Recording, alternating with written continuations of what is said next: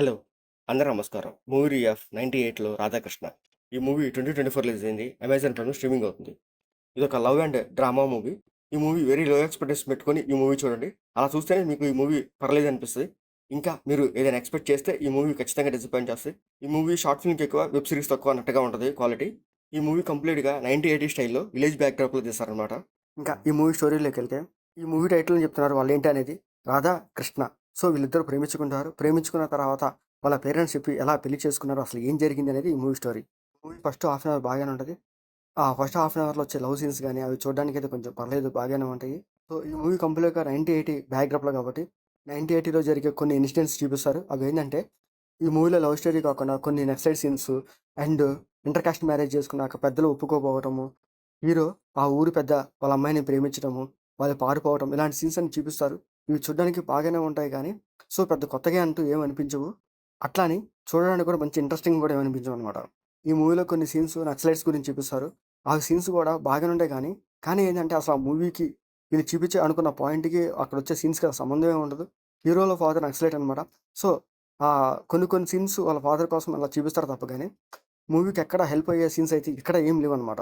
ఇంకా ఈ మూవీలో లవ్ స్టోరీ కూడా మనం పాత సినిమాలో చూసిన లవ్ స్టోరీ లాగే ఉంటది. సో, కొత్తగా అంటే ఏముండదు. హీరో ఎప్పుడు ఆ ఊరు పెద్దవాళ్ళ అమ్మాయిలని గాని, లేతే బాగా డబ్బున్న అమ్మాయిని మాత్రమే ప్రేమిస్తూ ఉంటాడు. ఆ డబ్బున్న అమ్మాయి కూడా మన హీరోనే ప్రేమిస్తది. సో, ఫైనల్‌కి వాళ్ళ ప్రేమ కోసం ఏం చేశారనేది కూడా చూపిస్తారు. అవి చూడడానికైతే సో, కొత్తగా అంటే ఏముండదు. ఎప్పుడూ చూసేదే.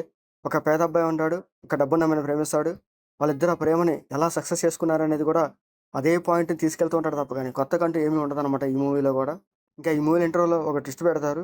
ఆ ట్విస్ట్ తర్వాత మళ్ళీ సెకండ్ హాఫ్‌లో ఇంకొక లవ్ స్టోరీ పెడతాడు. సో, ఫస్ట్ హాఫే లవ్ స్టోరీ చూడడానికి చాలా వరస్ట్‌గా ఉందనుకుంటే, సెకండ్ హాఫ్‌లో ఇంకొక లవ్ స్టోరీ పెడతాడు. అది ఇంకా దరిద్రం అనమాట. ఇంకా ఈ మూవీలో ఒక హైలైట్ ఏందంటే, అబ్బాయి అమ్మాయిని ప్రేమిస్తాడు. ఆ అమ్మాయి చనిపోద్దనమాట. ఆ అమ్మాయిని చనిపోయాక మళ్ళీ ఆ అబ్బాయి బాధపడుతూ ఉంటాడు. ఆ బాధ తర్వాత ఇంకో అమ్మాయిని చూడంగాలనే చనిపోయిన అమ్మాయి గుర్తొస్తది. సో, అందుకని ఆ అమ్మాయిని ప్రేమిస్తాడనమాట. ఇదేం లవ్ స్టోరీరా బాబు అనుకున్నా నేనైతే. సో, ఫస్ట్ హాఫ్‌లో లవ్ స్టోరీ, సెకండ్ హాఫ్‌లో లవ్ స్టోరీ. అదేమన్నా కొత్తగా ఉంటది? అసలు కొత్తగా ఏమి ఉండదు. క్లైమాక్స్ కూడా అట్లాగే ఎండ్ చేసేస్తాడు. నాకైతే ఈ సినిమా చూడంగానే హమ్మయ్య! సినిమా అయిపోయింది అనుకున్నాను. ఇందులో ఇద్దరు హీరోలున్నారు. ఒక హీరోయిన్ అయితే భ్రమరాంబిక. తను చిన్న చిన్న సినిమాలు చేసుకునేది. తన క్యారెక్టర్ బాగానుంది. అండ్ ఇంకా రిమైనింగ్ క్యారెక్టర్స్ కూడా ఓకే. పర్లేదు బాగానే ఉంటది. ఇంకా హీరో సైదులు. సో, తన యాక్టింగ్ కూడా పర్లేదు బాగానే ఉంటది. సో, ఫస్ట్ హాఫ్‌లో ఒక love story, second half love story ఫుల్‌గా ఎంజాయ్ చేసేసాడు. ఇంకా ఈ మూవీలో మ్యూజిక్ కూడా పర్లేదు ఓకే. ఓకే లాగా ఉంటది. అండ్ ఈ మూవీ టెక్నికల్ కూడా చెప్పాను కదా! షార్ట్ ఫిల్మ్‌కి ఎక్కువ, వెబ్ సీరీస్ తక్కువ అన్నట్టుగా ఉంటది. ఆర్టిస్టుల పెర్ఫార్మెన్స్ గాని, అండ్ డబ్బింగ్ గాని, సాంగ్స్ గాని ఎక్కడ క్వాలిటీ కనిపించవు. లో క్వాలిటీగానే అనిపిస్తాయి. వెరీ లో ఎక్స్‌పెక్టేషన్స్‌తో ఈ మూవీ చూడండి. ఈ మూవీలో బ్లడ్ సీన్స్ కానీ, అడల్ట్ సీన్స్ కానీ అట్లాంటివి లేవు. ఈ మూవీ అమెజాన్ ప్రైమ్ స్ట్రీమింగ్ అవుతుంది. మీకు నచ్చితే చూడండి. లేకపోతే అవాయిడ్ చేసేయండి. మీకు మా వీడియోస్ నచ్చితే లైక్ చేయండి, షేర్ చేయండి, సబ్స్క్రైబ్ చేసుకోండి. Thank you for watching.